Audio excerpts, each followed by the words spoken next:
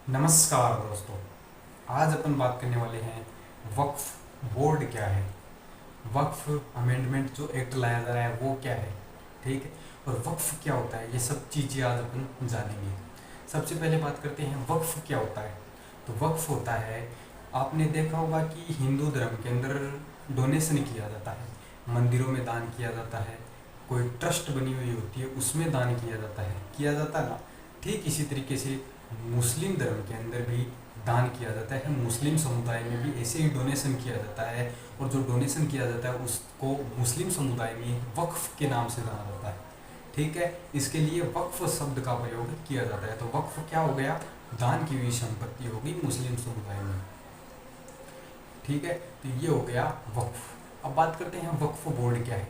तो वक्फ बोर्ड की भारत में तब ज़रूरत पड़ती है जब हम देखते हैं कि भारत के अंदर सबसे ज़्यादा संपत्ति किसके पास में है। तो सबसे ज़्यादा संपत्ति जो है सशस्त्र बलों के पास में है, रेलवे के पास में है, ठीक है। लेकिन इसके बाद में किसके पास में है, बात आती है तीसरे नंबर पर। तो तीसरे नंबर पर वक्फ बोर्ड ही है जिसके पास में इतनी ज़्यादा संपत्ति है। तो आप सोच सकते हैं कि वक्फ बोर्ड की ज़रूरत क्यों पड़ती है, क्योंकि इतनी ज़्यादा दान की हुई संपत्ति उनके पास में पड़ी है। भारत के अंदर तीसरे नंबर पर सबसे ज़्यादा संपत्ति रखने वाली संस्था वक्फ बोर्ड है, इसलिए वक्फ बोर्ड की ज़रूरत पड़ती है। 1954 में जवाहरलाल नेहरू द्वारा इसमें यह जो वक्फ अधिनियम लाया गया था, यह 1954 में शुरुआत में लाया गया था। इसके बाद में इसमें समय समय पर बदलाव होते रहे हैं, इसमें संशोधन होते रहे हैं। 55 में हुआ था, 69 में हुआ था, फिर 95 में हुआ, फिर 2013 में हुआ और अब होने की तैयारी है। तो इस तरीके से जो 1954 वाला जो अधिनियम लाया गया था, उस अधिनियम में समय समय पर बदलाव होते रहे हैं। 1995 में सबसे ज़्यादा इसमें बदलाव किया गया था, जिसके बाद में वक्फ बोर्डों के पास में बहुत ज़्यादा पावर आ गई थी।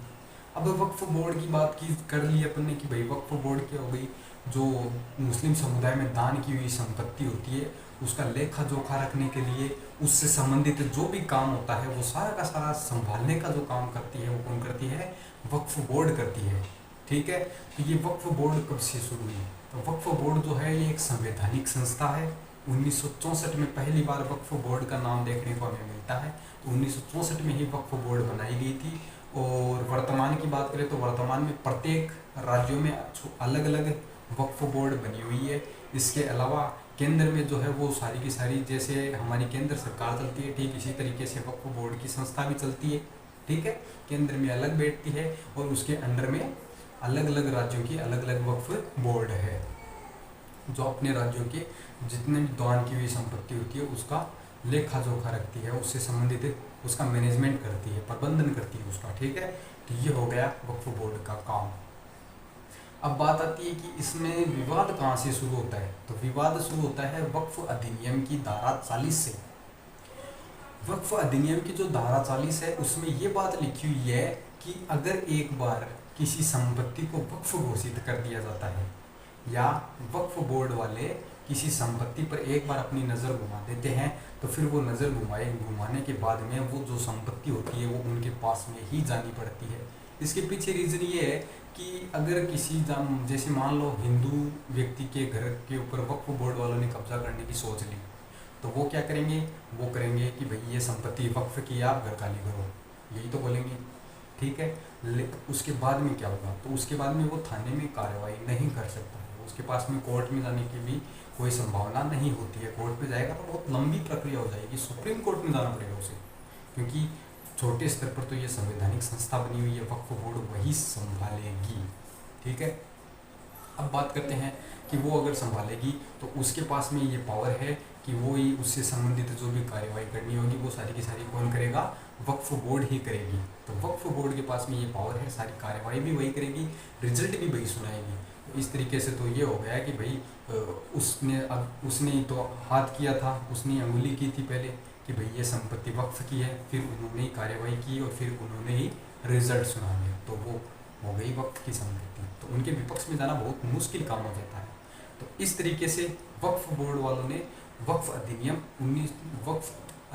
1995 की धारा 40 का जो प्रयोग किया वो सबसे ज़्यादा गलत किया। 2013 में इसको वक्फ बोर्डों को संशोधन किया गया था 2013 में, तो और ज़्यादा इनको पावर मिल गई, और ज़्यादा पावर मिल गई और ये लोग इतना कब्जा करना शुरू कर दिए, हिंदुओं के घरों को, हिंदुओं के मंदिरों को भी नहीं छोड़ा इन लोगों ने। इस तरीके से ये लोग कब्जा करना शुरू कर दिए। एक मैं आपको बताता हूँ प्रमुख प्रमुख स्थल है जिन पर कब्जा किया गया है वक्फ बोर्ड के द्वारा, केस चल रहा है। तो उसमें हमारा सबसे पहले जो नाम आता है वो आता है तमिलनाडु का एक गांव है थिरुचेंदुरई।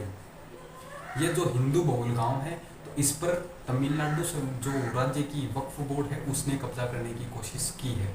वो लोग बोल रहे हैं कि यह संपत्ति वक्फ की है।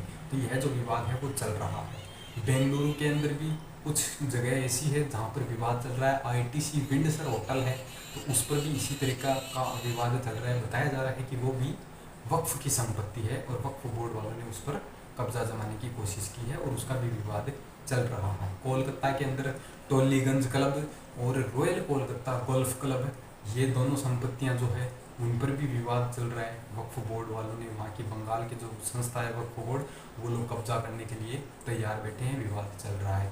ठीक है, इसके अलावा और कौन सी संपत्ति हो सकती है? तो इसके अलावा और भी कई ऐसी संपत्तियां हैं जिन पर वक्फ बोर्ड कब्जा करने की कोशिश करते हैं। तो यहाँ पर बहुत ज़्यादा लंबी प्रक्रिया हो जाती है सुप्रीम कोर्ट में जाने के बाद में। तो इसलिए अधिकतर संपत्तियों को वक्फ बोर्ड अपने अंडर में कर लेती है अगर वो वक्फ की है। एक बार अगर किसी संपत्ति पर उन्होंने इशारा कर दिया, उस देख लिया किसी संपत्ति को कि ये हमें चाहिए, तो वो किसी भी तरीके से उसको लेने के लिए तैयार रहती है। उनके पास में इतनी पावर संविधान ने दे रखी है। ठीक है, तो अब एक नया संविधान संशोधन लाया जा रहा है जिसे वक्फ अधिनियम के नाम से जाना जा रहा है, वक्फ अमेंडमेंट बिल के नाम से भी उसे जाना जा रहा है। तो यह जो वक्फ बिल जो अब लाया जा रहा है, इसमें ये मोदी सरकार लेकर के आ रही है। ठीक है, अल्पसंख्यक मामलों के जो भी मंत्री हैं रिजिजू, तो वो लेकर के इसको आ रहे हैं।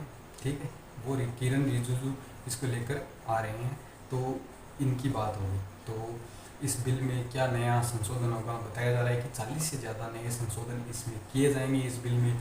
इस अधिनियम, पुराने जो 1995 का अधिनियम चल रहा है सबसे ज़्यादा, तो उसमें बहुत ज़्यादा 40 से ज़्यादा संशोधन किए जाएंगे।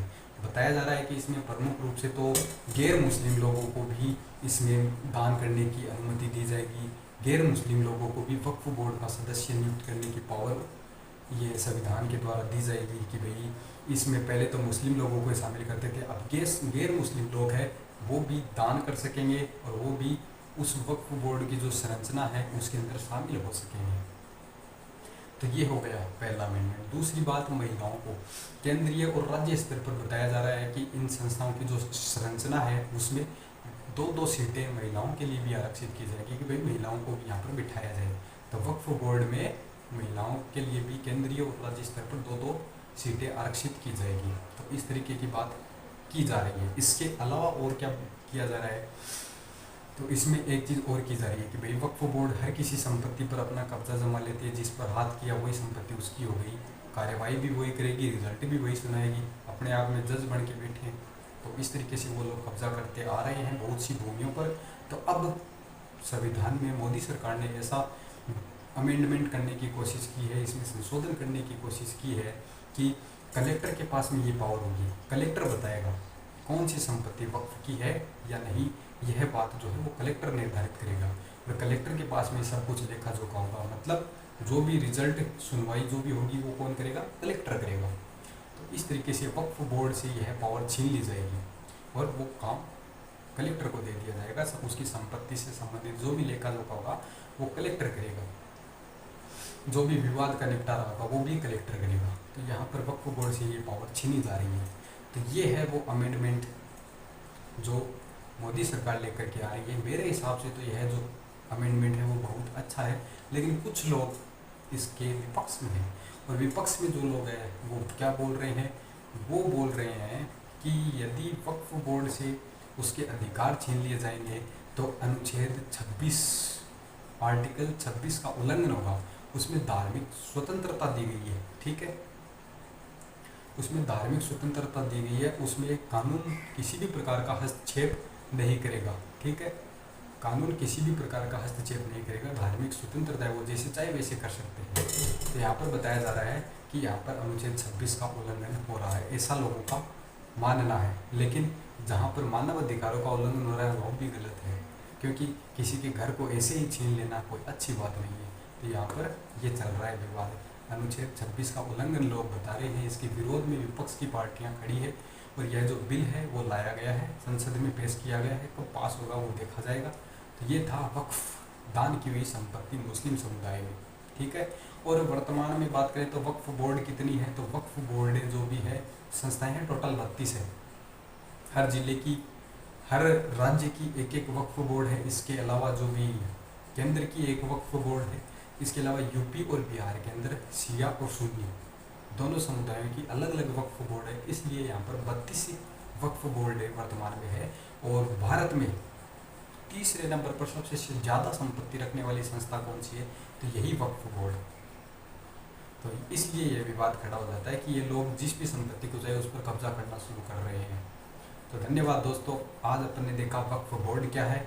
वक्फ अधिनियम 1954 वाला था, उसमें बिल जो अमेंडमेंट किया गया वो किस तरीके से किया गया, और इसमें विवाद का कारण क्या बना हुआ है। इसमें विवाद का वही वक्फ अमेंडमेंट 1995 वाले में उसकी धारा थी 40, वो धारा विवाद का कारण बनी हुई थी।